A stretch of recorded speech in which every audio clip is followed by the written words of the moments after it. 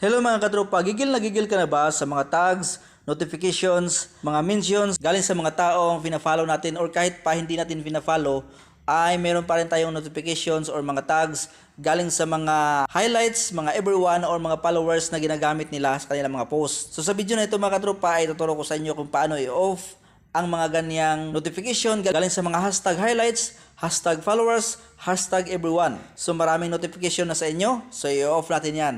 So unang-una mga katropa, i-open natin ang Facebook application, tapos i-click itong three lines sa taas, hanapin lang ito. At scroll down, hanapin lang ang settings and privacy. Click natin. Tapos hanapin itong settings, click natin. At scroll down, hanapin lang ang notifications. Ito mga katropa, click natin. Tapos hanapin itong tags. What notification you receive? Tags. Click natin itong tags.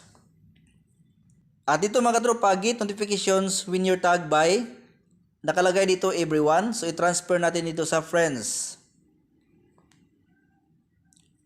Pagkatapos scroll down, hanapin lang itong receive notification for.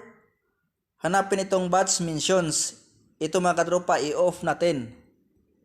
So kapag na-off na, hindi na tayo makatanggap ng mga notifications, mga tag, mga mentions galing sa mga hashtag followers, hashtag highlights, hashtag everyone. So sana mga katropa ay nakatulong sa inyo ang video nito at huwag kalimutan i-share.